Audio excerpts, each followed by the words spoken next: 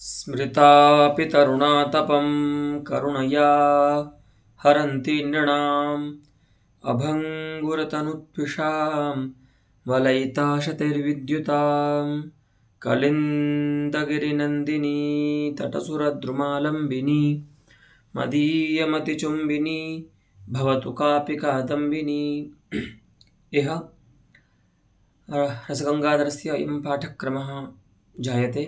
तत्र द्वितीयानने अर्थालङ्काराणां निरूपणक्रमः इदानीं पाठविषयोऽस्ति। तत्र रूपकालङ्कारस्य भेदमीमांसा इदानीं विधीयते।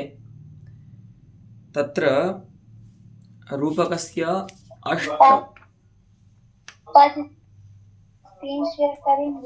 रूपकस्य अष्टविधत्वम् अस्माभिः दृष्टम्।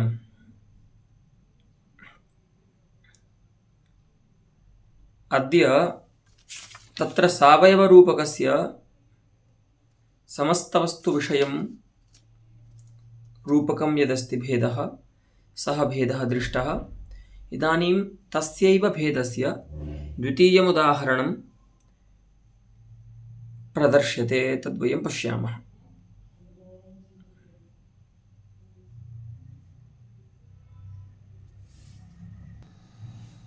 तत्र सावयवरूपकस्य भेदद्वयमस्ति। समस्तवस्तुविषयम् एकदेशविवर्ति उभयोः भेदयोः स्वरूपमुक्तं, तन्नाम लक्षणमुक्तम्। इदानीं तयोः क्रमेण उदाहरणप्रदर्शनं विधत्ते आचार्यः। तत्र सावयवरूपकस्य एकमुदाहरणं गते पाठे अस्माभिः दृष्टम्। इदानीं द्वितीयमुदाहरणमादाय पाठः प्रारभ्यते। द्वयोः उदाहरणयोः प्रदर्शने किं बीजम् इत्यपि आचार्यः मूले वक्ष्यति। अस्तु, अद्यतनपाठस्य प्रथमा पङ्क्तिरस्ति व्योमाङ्गणे सरसि नीलिम दिव्यतोये इत्यादि श्लोकः। चलिए। व्योमाङ्गणे सरसि नीलिम दिव्यतोये तारावली मुकुलमण्डलमण्डितेऽस्मिन् आभाति षोडशकलादलमङ्कभृङ्गं सूराभिमुख्यविकचं शशिपुण्डरीकम्। तो कोई वक्ता है, कोई कवि है, वह चंद्र का वर्णन कर रहा है। क्या कहता है कि इदं व्योमांगणे शशि पुंडरीकम आभाति, यह आकाश में चंद्र रूपी कमल शोभायमान हो रहा है। ठीक है, तो आपको समझ में आ रहा है, यहाँ पर आरोप है चंद्र पदार्थ पर, जो पुंडरीक पदार्थ है, कमल पदार्थ, उसका आरोप किया जा रहा है।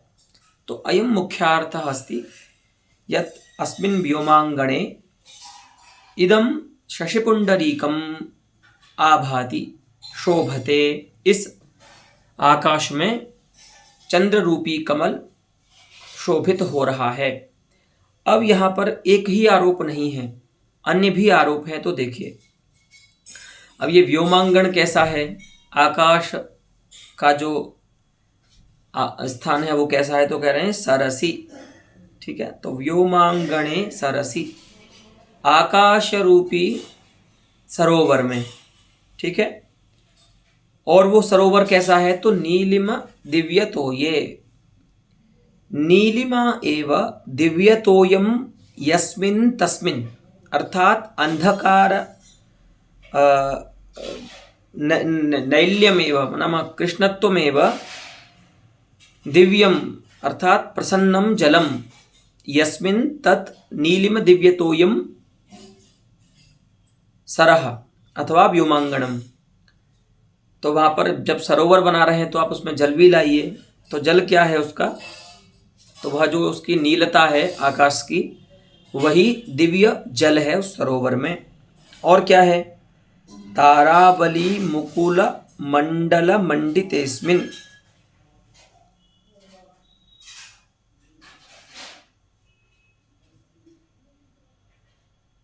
तारावली एव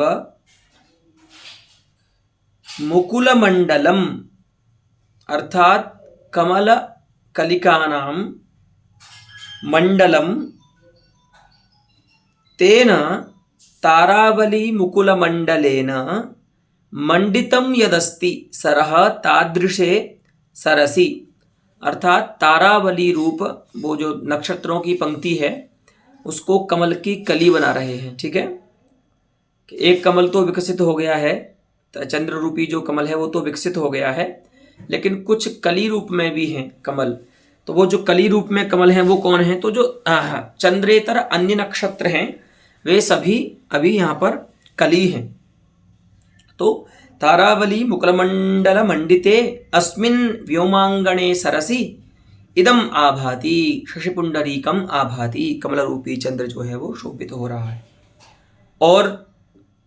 और कैसे आरोप है तो बता रहे हैं, षोडश कला दल दलमंक भृंगम, एक तो कैसा है, षोडश कला दलम है। ठीक है, षोडश कलाः एव दलानि यस्मिन् तत् षोडश कला दलम, तो चंद्र में क्या होती हैं? षोडश कलाएं होती हैं, और आरोप्यमाण जो है कमल उसमें दल होते हैं। तो वह जो चंद्र की कलाएं हैं वही क्या बन गई हैं? दल बन गई हैं उस कमल रूपी चंद्र का। ठीक है, पत्ता बन गई है। तो ये भी एक आरोप है। अंक भृंगम, अब बोले कमल है तो भ्रमर भी आकृष्ट होंगे कमल पर, तो भृंग क्या है? तो वयं जानीमः कृष्ण चंद्रस्य मध्ये अंकः एकः चिह्नम् एकं भवति, कलंक रूपत्वेन वयं परिचिनुमः, है ना, तच्चिन्हम। तो उसी को बना रहे हैं यहाँ पर भृंग।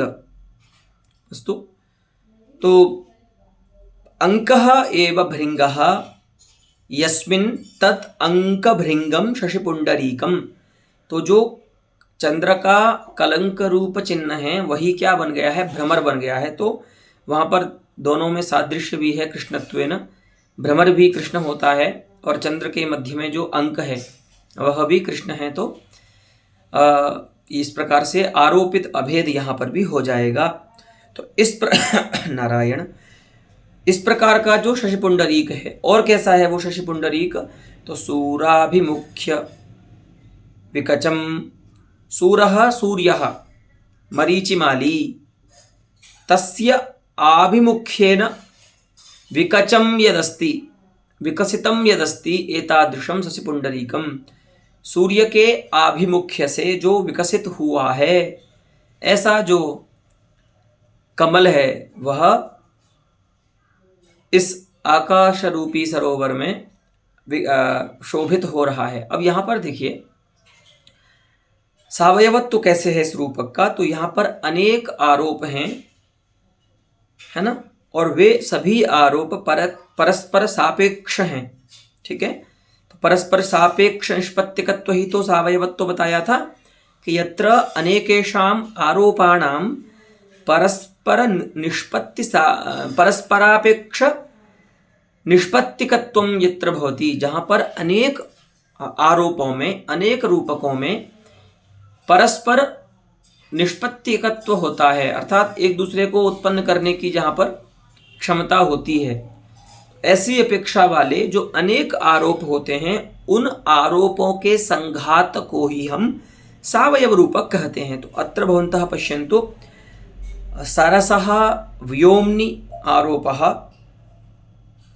नीलिम्नि दिव्यतोयस्य आरोपः, तारावल्यां मुकुलमण्डलस्य आरोपः, षोडश कलासु दलानाम् आरोपः, अंके भृंगस्य आरोपः, शशिनि च पुंडरीकस्य आरोपः इति अनेके इमे आरोपाः सन्ति, परस्पर सापेक्ष निष्पत्तिकाश्च सन्ति इति कृत्वा इदं रूपकं सावयवम् अस्ति इति निश्चेतव्यम्। ये सावयव रूपक है ऐसा मानना चाहिए। अब उसमें भी क्या है देखिए, समस्त वस्तु विषय है, क्योंकि यहाँ पर जितने भी आरोप हैं उन सभी आरोपों में जो आरोप्यमान पदार्थ है अर्थात उपमान पदार्थ जो है वह शब्दोपात्त है। इसीलिए सभी आरोप्यमाणों के शब्दोपात्त होने के कारण, अर्थात सर्वत्र आरोप जितने भी हैं सभी आरोपों में उपमान जो है वो शब्द से कहा गया है, इसीलिए यह रूपक जो है वह समस्त वस्तु विषय भी कहलाता है। अस्तु, अतः इदं पद्यं समस्त वस्तु विषयस्य सावयव रूपकस्य उदाहरणमस्ति इति निश्चेतव्यम्। लेकिन एकस्यैव प्रमेयस्य सकृत् लक्षितस्य असकृत् उदाहरण प्रदर्शनं किम हेतुकम् इति प्रश्नः पाठकानां मनस्सु आयाति। जो पढ़ने वाले हैं ग्रंथ के, उनके मन में एक बात आती है कि जब एक ही प्रमेय है, हाँ, सावयव रूपक समस्त वस्तु विषय वाला, तो उसके दो उदाहरण क्यों दे रहे हैं? पहले एक उदाहरण दिया था, फिर से एक उदाहरण दे रहे हैं। तो इसमें हेतु यह है कि पहले आपको जो उदाहरण दिया था उसमें संघात रूप जो सावयव रूपक था वह विधेय था। कल बताया था ना आपको, पंक्ति भी थी। देखो यहाँ पर है ना, इसी ग्रंथ में विभक्ति श्रवणाद विधेयतया तदादाय संघातात्मकस्य सावयव रूपकस्यापि विधेयत्वमत्र विपदिश्यते। अतः सावयव रूपकस्य समस्त वस्तु विषयस्य प्रथमं यदुदाहरणमासीत् तत्र रूपकं विधेयतया प्रायोजि कविना, वहाँ पर उन्होंने रूपक का प्रयोग विधेय रूप में किया था। परंतु अस्मिन् पद्ये तद्रूपकम उद्देश्यतया प्रयुक्तमस्ति, यहाँ पर वह उद्देश्यतया प्रयुक्त है, इसीलिए द्वितीय उदाहरण भी दिया है। तो ये बताना चाह रहे हैं आचार्य जगन्नाथ कि रूपकालंकार जो है समस्त वस्तु विषय भेद सावयव रूपक का, वह कभी उद्देश्य रूप में भी हो सकता है और कभी विधेय रूप में भी हो सकता है। वही बता रहे हैं कि अस्य तो सावयव रूपकस्य अनुवाद्यत्वमेव, यहाँ पर जो सावयव रूपक है उसका तो अनुवाद्यता ही समझनी चाहिए। ठीक है, अनुवाद्यता क्यों समझनी चाहिए? तो पहले आपने देखा था कि समर्थ्य रूपक जो था वह वहाँ पर भिन्न विभक्ति श्रवण हो रहा था, इसीलिए उसमें उद्देश्य विधेय भाव बन सकता था और वो विधेय पदार्थ था। ठीक है, और उसकी विधेयता को लेकर के ही पूरे रूपक में विधेय व्यवहार हो रहा था। लेकिन यहाँ पर देखिए, कोई भी आरोप ऐसा नहीं है जहाँ पर आरोप्यमान और आरोप का विषय जो उपमेय है उन दोनों के वाचक पदों से भिन्न विभक्तियों का श्रवण हो रहा हो, पृथक विभक्तियों का श्रवण नहीं हो रहा है। इसीलिए उद्देश्य विधेय भाव यहाँ पर उपपन्न नहीं होगा, इसीलिए यहाँ पर जो सावयव रूपक है हम उसको उद्देश्य मानेंगे, अनुवाद्य मानेंगे। अस्तु, फिर कहते हैं अत्र वर्ण्यस्य पूर्णचंद्रस्य सूर्याभिमुख्यम ज्योतिष शास्त्र सिद्धम। देखिए, सिद्धांत ज्योतिष का यहाँ पर विषय आता है। कोई कहे कि देखिए, आप जो कह रहे हैं कि ऐसे कमल तो जो है वो सूर्य से ही विकसित होता है, जब सूर्य का उदय होता है तभी कमल का विकास होता है लोक में। लेकिन हम देखते हैं चंद्र के विषय में तो हमेशा देखते हैं कि जैसे ही सूर्य का उदय होता है चंद्र बेचारा अस्त हो जाता है। तो ये बात वहाँ कैसे सिद्ध होगी? तो आप जब सिद्धांत ज्योतिष पढ़ेंगे तो वहाँ पर आप जानेंगे कि वस्तुतः जो चंद्र में भी शोभा होती है, चंद्र में भी जो प्रकाश होता है वह चंद्र का न हो करके सूर्य का ही प्रकाश होता है, जिससे चंद्र जो है वो प्रकाशित होता है। तो षोडश कला संपन्न जो चंद्र होता है पूर्णिमा का, उस समय जो सूर्य होता है वह माने सूर्य का जो परिभ्रमण वृत्त है ना, उसको क्रांति वृत्त बोलते हैं। थोड़ा पढ़ा था उस समय सिद्धांत ज्योतिष नेट के लिए। और चंद्र का जो परिभ्रमण वृत्त है उसका भी नाम याद नहीं आ रहा है। ये दोनों परिभ्रमण वृत्त में सूर्य और चंद्र जब एक दूसरे के सामने होते हैं तब पूर्णिमा तिथि होती है, और उस समय ऐसा बोलते हैं कि केवल 6 राशियों का ही अंतर होता है उनमें। ठीक है, तो एक दूसरे के सामने विद्यमान होते हैं पूर्णिमा के दिन। इसीलिए पूर्णिमा के दिन आप देखते हैं कि चंद्र जो है वो पूरा वलयाकार होकर के प्रकाशित होता है, और उसी को सर्वकला संपन्न कहते हैं। ठीक है, तो जो सूर्याभिमुख्य है वह चंद्र का प्रसिद्ध है। ठीक है, और सूर्याभिमुख्य होने पर चंद्र का जो विकास है वो भी ज्योतिष शास्त्र के अनुसार प्रसिद्ध है। इसीलिए इस प्रकार की शंका नहीं करनी चाहिए कि तेन सूर्याभिमुख्य चंद्रस्य कथम विकासः इति न शंकनीयम। ठीक है, सूर्य के आभिमुख्य में चंद्र का विकास कैसे होगा ऐसी शंका नहीं करनी चाहिए।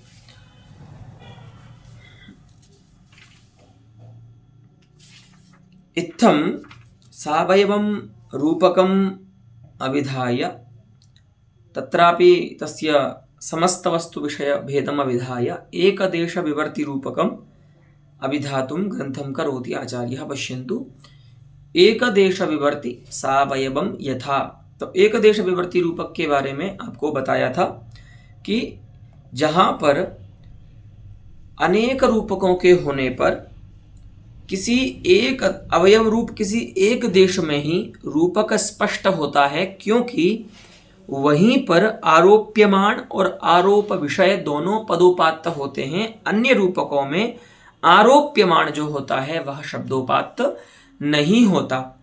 तो एक देश में ही अवयव रूप एक देश में ही रूपक के स्फुट होने के कारण उसको हम एक देश विवर्ती कहते हैं। रूपक का एक देश में विवर्तन हो जाने के कारण एक देश विवर्ती रूपक उसको कहते हैं। अस्तु, अब उसका उदाहरण देते हैं। देखिए, भव ग्रीष्म प्रौढ़ा तप निवह संतप्त वपुषो बलादुन्मूल्य द्रांग निगडम अविवेक व्यतिकरम विशुद्धेस्मिन्नात्मामृत सरसि नैराश्य शिशिरे विगाहन्ते दूरीकृत कलुषजाला सुकृतिनः।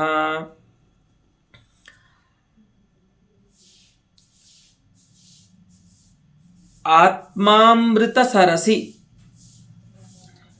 अमृतस्य सरः अमृतसरः तस्मिन् अमृतसरसि। तो आत्मा एव अमृतसरः आत्मामृतसरः तस्मिन् आत्मामृतसरसि। देखिए, आत्मा को यहाँ पर अमृत का सरोवर बना रहा है वक्ता। तो कह रहे हैं कि आत्मा रूप अमृत के सरोवर में स्नान करते हैं। विगाहन्ते, डुबकी लगाते हैं। कौन? तो सुकृतिनः, हाँ, पुण्यवंतो जनाः। तो जो सुकृति लोग हैं, पुण्यशाली लोग हैं, वे आत्मा रूपी अमृत के सरोवर में स्नान करते हैं। ऐसा अर्थ है, सामान्य अर्थ, एक मुख्य जो अर्थ है इसका।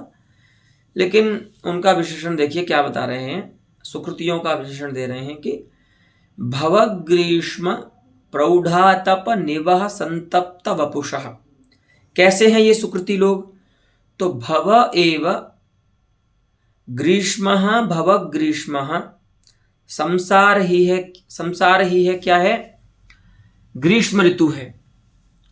इस संसार को बनाया ग्रीष्म ऋतु, तो संसार पर ग्रीष्म ऋतु का आरोप किया गया है। और तस्य भवरूपस्य, संसार रूपस्य ग्रीष्मस्य योस्ति प्रौढ़ातपः, प्रौढ़ः महान, हाँ, आतपः तस्य यह निवहः प्रवाहः तेन संतप्तानि वपुंषि येषां ते। अर्थात संसार रूपी ग्रीष्म के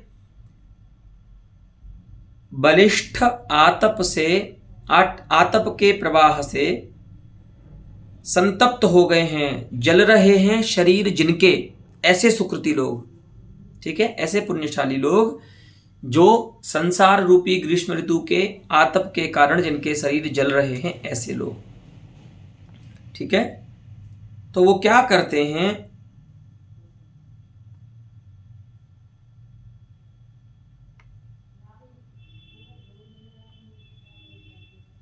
अविवेक व्यतिकरम निगडम, हाँ,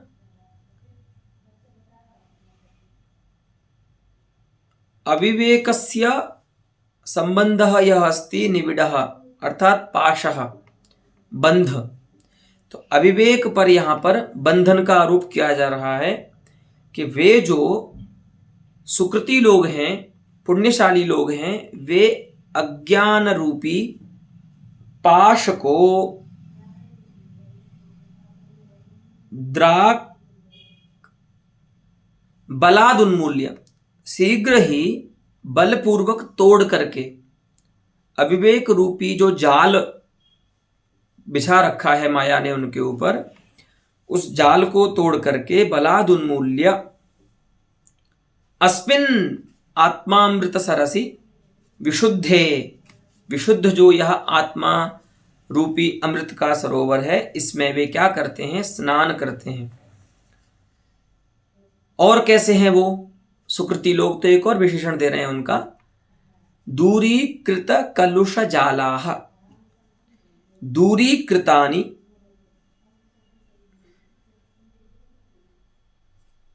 कलुष जालानि, अर्थात पाप समूहाः, यैस्ते दूरीकृत कलुष जालाः। तो जैसे ही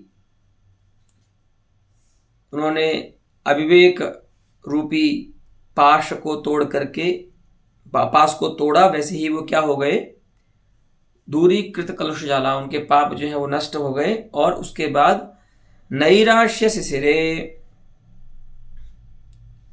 नैराश्यम नाम ऐहिक विषय वैमुख्यम, जो सांसारिक विषय हैं, यहाँ के संसार के जो विषय हैं उनमें वैमुख्य जो है वो नैराश्य है।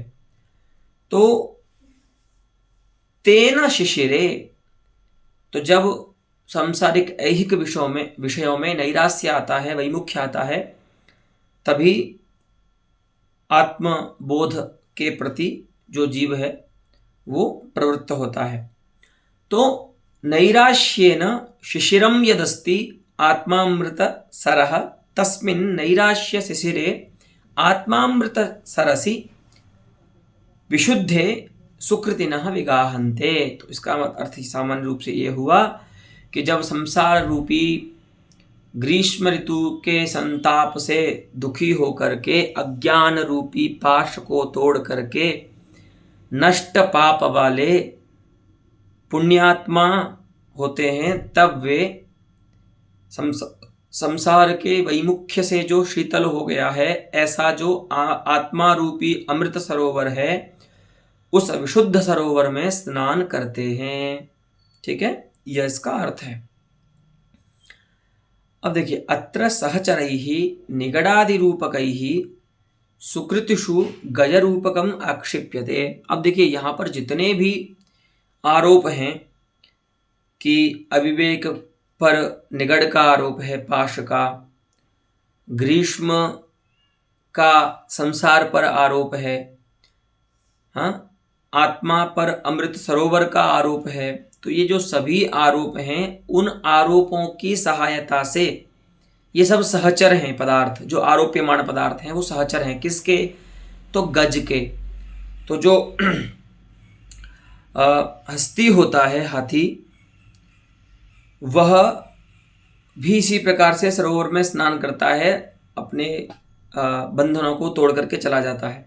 जब ज़्यादा उसका शरीर ग्रीष्म से संतप्त होता है तो वो अपने सारे बंधनों को तोड़ करके सरोवर में स्नान करने के लिए चला जाता है। तो सुकृतियों पर जो गज का आरोप है वो यहाँ पर शब्द से नहीं कहा गया है। ठीक है, तीन, ऐसे तो चार आरोप हैं यहाँ पर, लेकिन जो तीन आरोप हैं वे शब्द से कहे गए हैं। उसमें ग्रीष्म का भव पर आरोप, अविवेक का निगड़ पर आरोप और सरोवर का, अमृत सरोवर का आत्मा पर जो आरोप है, ये सारे आरोप जो हैं वो वहाँ पर आरोप्यमान जो है वो शब्दोपात्य है, माने उपमान जो है वो शब्द से कहा गया है। लेकिन पुण्यवान जनों पर जो हाथी का माने गज का आरोप है वह यहाँ पर शब्द से नहीं कहा गया है। इसीलिए एक देश में ही विवर्तन यहाँ पर रूपक का माना जाएगा, समस्त वस्तु विषय इस रूपक को नहीं कहा जा सकता। अस्तु, तो वही कह रहे हैं कि अत्र सहचरैः निगडादि रूपकैः सुकृतिषु गजरूपकम आक्षिप्यते। अन्य जो आरोप हैं उन सहचर आरोपों के द्वारा सुकृति रूप जो आरोप विषय हैं उन पर गज गज के रूपक का आक्षेप किया जाता है। अस्तु, अतः इदम अस्ति एकदेश विवर्ति सावयवम रूपकम। सावयवत्वं तु अस्ति एव अस्य रूपकस्य, यतो हि अनेकानि यत्र रूपकाणि सन्ति तानि च परस्पर सापेक्ष निष्पत्तिकानि सन्ति अतः सावयवत्वमस्ति। रूपकस्य एकदेशे विवर्तनात् एकदेश विवर्तित्वं च अस्ति। ठीक है, एक और उदाहरण देते हैं उसी रूपक का। देखिए, यथा वा रूपजलाचल नयना नाभ्यावर्ता कचावली भुजगा मज्जन्ति यत्र सन्तः सेयं तरुणी तरंगिणी विषमा।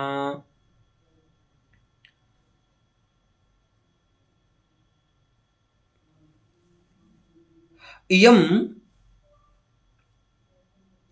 तरुणी तरंगिणी अस्ति यस्यां सन्तः मज्जन्ति। स्त्री रूपी यह जो नदी है, तरुणी एव तरंगिणी, तरुणी तरंगिणी, तरंगिणी अर्थात नदी, तरुणी नाम युवती। तो जो युवती रूपी नदी है, स्त्री रूपी जो नदी है, उसमें सज्जनाः मज्जन्ति। मज्जन्ति अर्थात अब सुखरूपी मज्जन तो नहीं करते हैं, अभिप्राय यह है कि उसमें डूब जाते हैं, अर्थात स्त्री के विषय में चिंतन करके जो सज्जन होते हैं वे भी अपने कर्तव्य का उनको बोध नहीं रहता है। तो अब वो स्त्री कैसी है, माने स्त्री रूपी नदी कैसी है, तो बता रहे हैं, क्योंकि नदी में जितने नदी के अवयव होते हैं उनका भी तो आरोप स्त्री के अवयव पे करना होगा ना।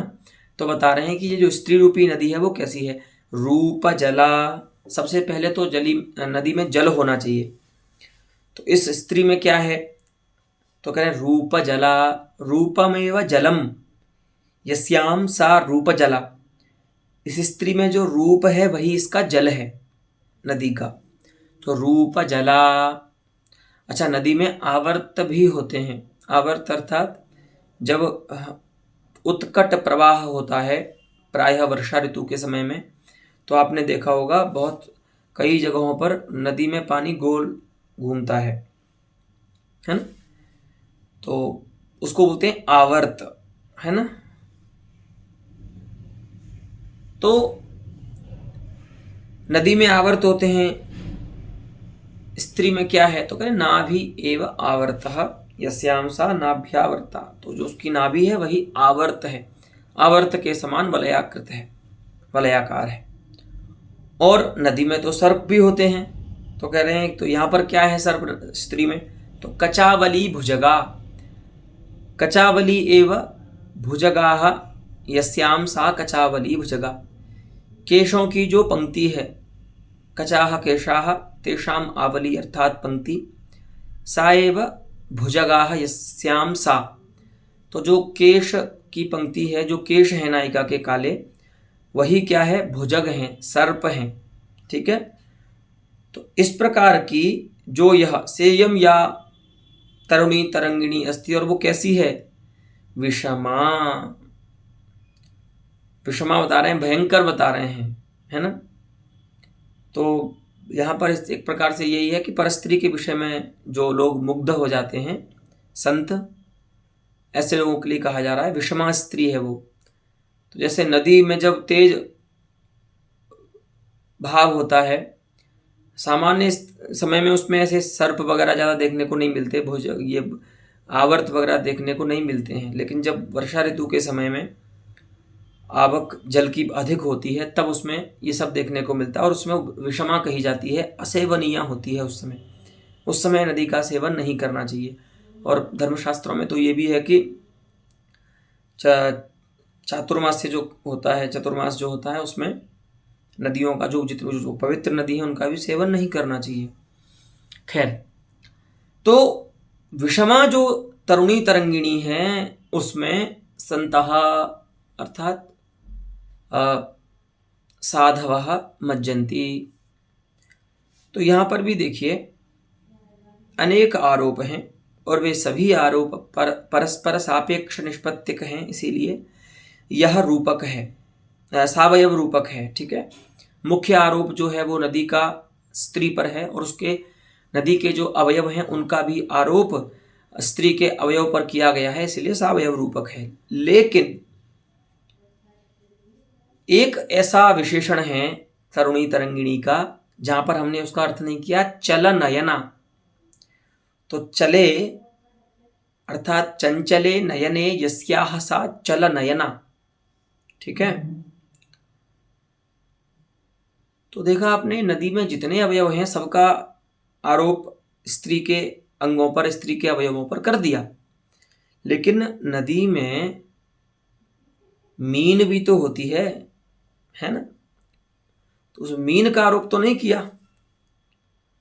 तो वही यहां पर जो आरोप्यमाण मीन है उसका यहां पर आक्षेप करना होगा कि वो यहां पर नयन की आरोप्यमाण पदार्थ है। नयन माने मीन का आरोप यहां पर आपको नयन पे करना होगा कि चल नयन मीना। ठीक है, वही बताएंगे, देखिए आगे। पूर्वम तु कवेः समर्थ्यत्वेन अभिमतस्य रूपकस्य आक्षेपः।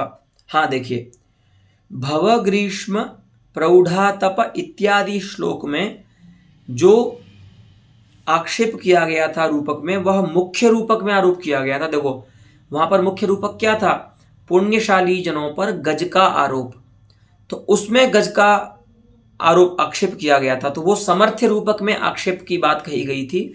लेकिन यहां पर समर्थ्य रूपक में तो कह दिया है।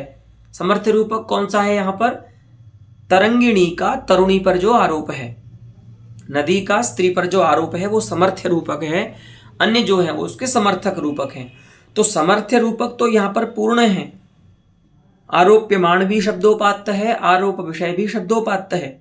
लेकिन जो समर्थक रूपक हैं उनमें से एक रूपक ऐसा है जो जहां पर आरोप्यमाण जो है वो शब्दोपात्त न हो करके अर्थाक्षेप उसका हो रहा है, अर्थ से आक्षेप हो रहा है। ऐसा है मीन का जो नयन पर आरोप है। तो यही भेद है, एक भेद के दो उदाहरण देने में, कि पूर्वम तु कवेः समर्थ्यत्वेन अभिमतस्य रूपकस्य आक्षेपः आसीत्। इह माने रूपजला चलनयना इत्यस्मिन् पद्ये तु समर्थकत्वेन अभिमतस्य नयनयोर मीन रूपकस्य, नयनों में जो मीन का रूपक है उसका आक्षेप यहाँ पर किया जा रहा है, यही विशेष है। अनेनैव विशेषेण अपरम पद्यमुदाहरद आचार्यः। ठीक है, इसीलिए उन्होंने दूसरा उदाहरण यहां पर दिया है। ठीक है,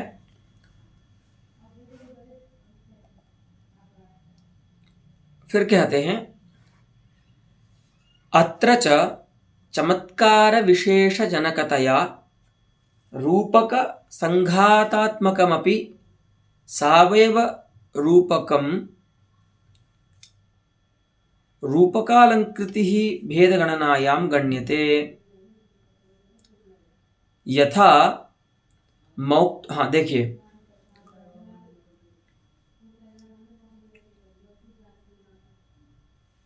रूपक का भेद मान रहे हैं सावयव रूपक को। ठीक है,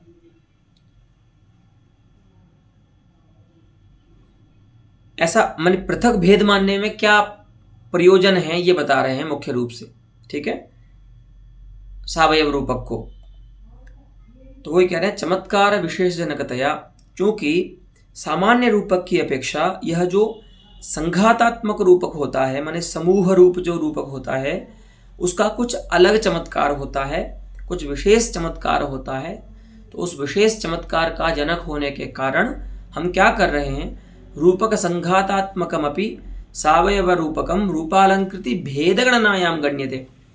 सामान्य रूपक होने पर भी हम उसको माने उस रूपक की भेद गणना में उसकी गिनती कर रहे हैं। ठीक है, तो उसमें एक लौकिक उदाहरण देते हैं। देखिए, यथा मौक्तिकालंकृति भेद गणनायाम एकम नासामौक्तिकम इव संघातात्मक मौक्तिक मंजर्यादयोपि गण्यन्ते। जैसे मोती रूप जो पदार्थ है वो एक ही है, लेकिन उस मोती रूप पदार्थ से में से ही एक मोती से नासा मौक्तिक नाम का एक आभूषण बनता है, ठीक है, जिसको लौंग ऐसा कुछ बोलती हैं स्त्रियां, लौंग या नथ जो भी बनता हो, तो वो एक मोती से बनता है, वो नासा का आभूषण होता है।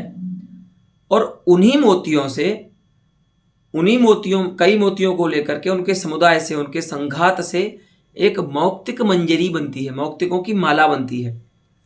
तो आप देखते हैं नासा मौक्तिक रूप आभूषण का जो चमत्कार होता है और मौक्तिक मंजरी का जो चमत्कार होता है, वे दोनों ही चमत्कार भिन्न होते हैं, है ना।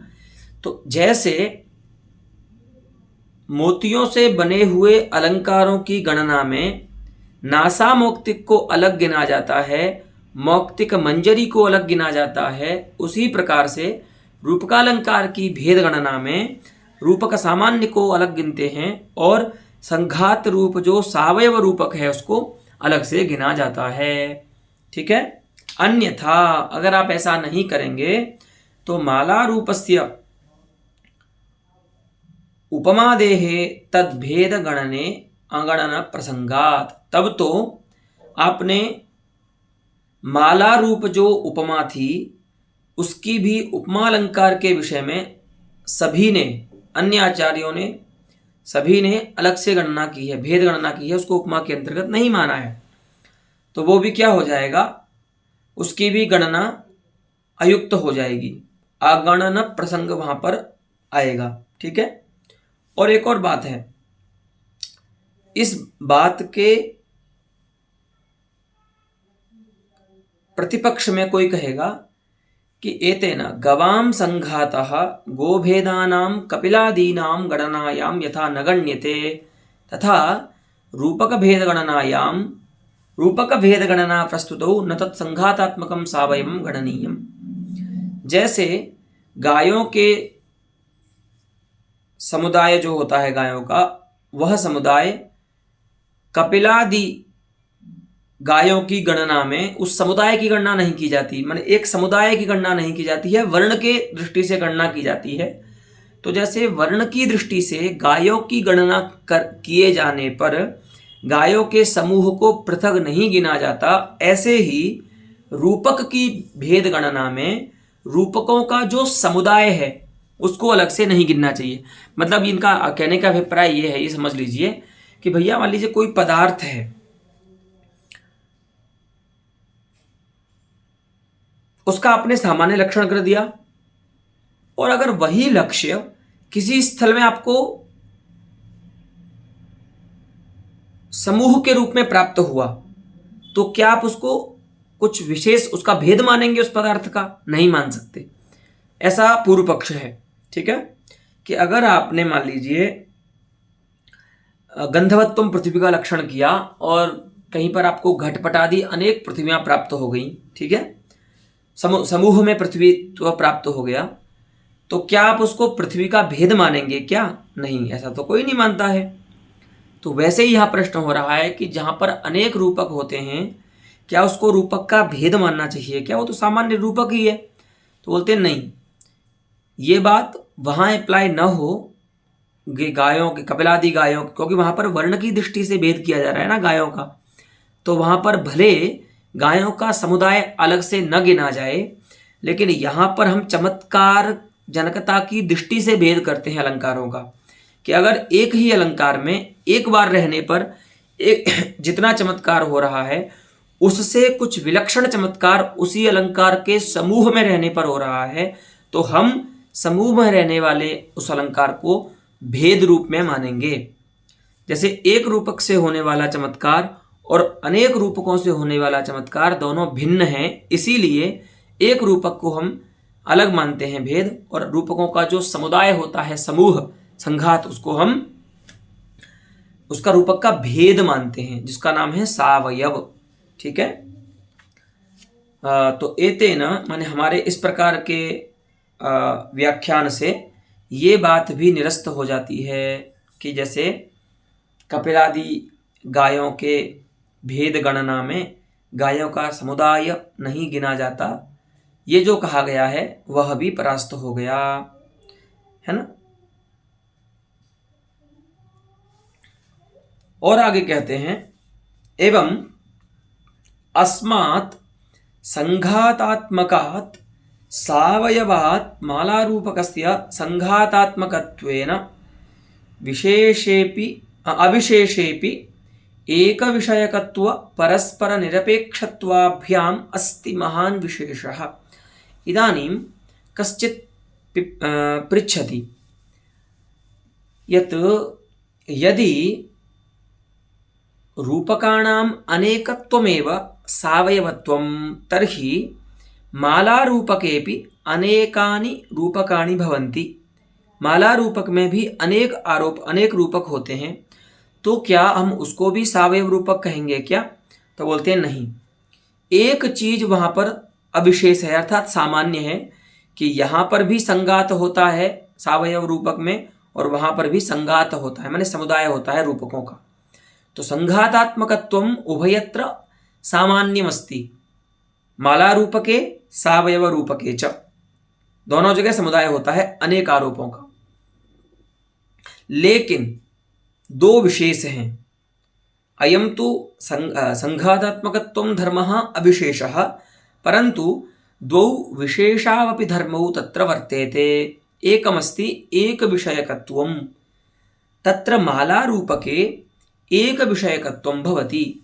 तो माला रूपक आप जानते हैं जहां पर एक आरोप विषय के अनेक आरोप्यमाण होते हैं उसको हम माला रूपक कहते हैं। तो सबसे पहली बात तो यही विशेष हो गया कि सावयव में जितने आरोप्यमाण होंगे उतने ही आरोप के विषय होते हैं, लेकिन माला रूपक में ऐसा नहीं होता है।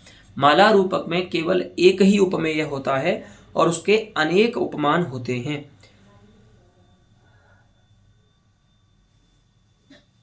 नारायण नारायण। तो अयम प्रथमः विशेषः माला रूपके सावयव रूपकापेक्षया।